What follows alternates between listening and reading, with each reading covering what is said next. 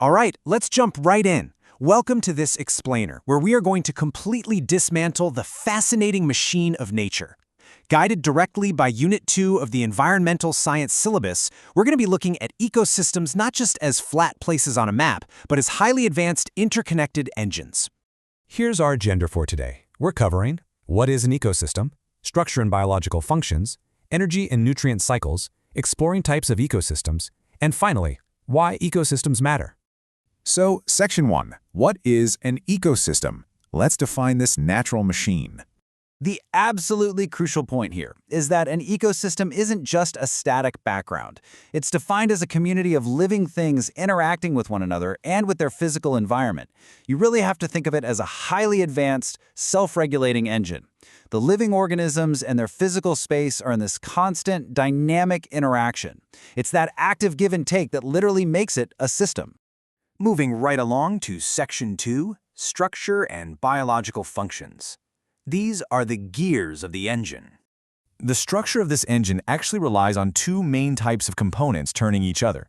On one side, you have the biotic gears. These are the living things, right? Autotrophic producers, consumers, and decomposers. And just to put the sheer scale of this into perspective, a single teaspoon of soil can hold 1 billion invisible bacteria working as gears.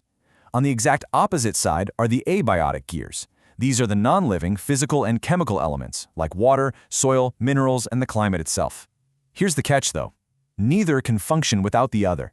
They are completely interdependent, turning in tandem to keep the whole thing running. Biologically speaking, energy moves sequentially through this network in 3 steps. It starts at Step 1 with our producers, those autotrophic organisms capturing energy straight from the sun. Then it flows to Step 2, the consumers who eat those producers, or, eat each other.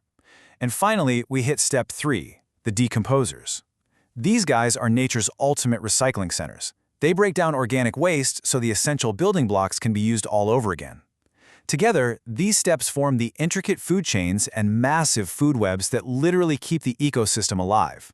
But what happens if the engine gets damaged or has to start totally from scratch? Well, incredibly, it can build and upgrade itself over time through a process called ecological succession. Succession is simply the sequential replacement of a vegetative community by another through a series of stages. It is wild to think about, but this process can progress from completely barren rock, slowly building up soil over years and years, all the way to a highly complex and stable climax community, like an ancient old-growth forest. Now, to prevent the whole system from collapsing under all this activity, it relies on homeostasis. Think of this as the ecosystem's built-in, vital balancing act for maintaining stability against outside disruptions.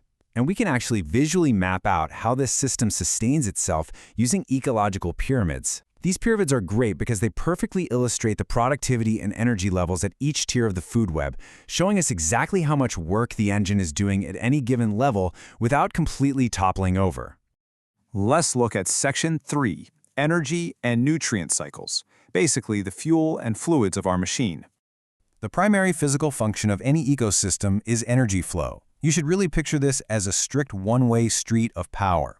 It almost always originates from the sun, gets captured by those producers we just talked about, and then moves continuously through the ecosystem. But here's the thing.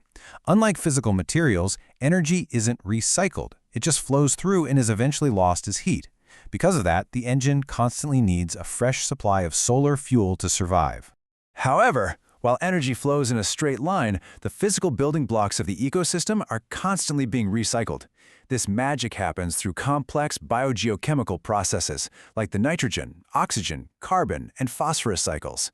The living organisms pull these vital elements directly from the abiotic environment, use them to live and grow, and then, right on cue, the decomposers return them back to the soil, water, and air. And this brilliant mechanism illustrates a profound core truth about ecosystems. Because of nutrient cycling, the engine literally never runs out of building blocks. This design gives the ecosystem infinite material efficiency. Every single thing is perpetually reused. It's the ultimate zero-waste system, sustaining life over millions of years without ever needing a new delivery of parts. Talk about absolute engineering perfection. Moving to Section 4, Exploring Types of Ecosystems. Let's check out the different models of this machine. Up here on land, we have some widely varied terrestrial machines. Unit 2 highlights 4 major ones: You have the freezing, incredibly hardy tundra, the lush, highly productive forests, the massive, expansive grasslands, and of course, the extreme, specialized deserts. Each one of these models uses entirely different biotic and abiotic gears, but they all run on those exact same fundamental principles of energy flow and nutrient cycling we just broke down. Down in the water, aquatic ecosystems completely take over. These variations are perfectly tuned for fluid environments. We've got freshwater models like still ponds, flowing streams, deep lakes, and rivers. Then we scale way up to the immense saltwater oceans and those incredibly biologically rich estuaries where the fresh and saltwater mix. Each one is a uniquely specialized engine, driving life right beneath the surface.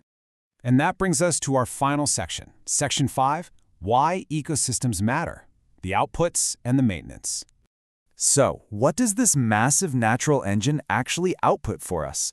We call these ecosystem services, and they fall into 4 vital categories. First up, provisioning. These are the tangible goods we extract every day, like food, freshwater, timber, and medicinal plants. Next is regulating. The ecosystem literally controls our climate, purifies our drinking water, and prevents floods. Then we have cultural services, which is the recreational, aesthetic, and ethical value nature provides. And finally, supporting services, which maintain the Earth's baseline functions like soil formation. Make no mistake, without these 4 outputs, our global economy and our sheer survival would simply grind to a halt.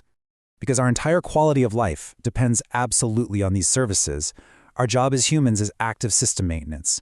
As Unit 2 makes very clear, this requires implementing ecosystem preservation to protect what we currently have, conservation strategies to use our resources sustainably, and basic ecological restoration to go in and fix the gears we've already broken. We have to keep this engine running efficiently. Which leads us to a pretty powerful realization. We aren't separate from the ecosystem, looking at it from the outside. We are its most influential biotic gear. So what role are you going to play in its future succession? Are you going to help maintain the system's homeostasis, or are you going to drive it toward collapse? It's a vital question for all of us to consider. Thanks so much for joining me on this explainer today.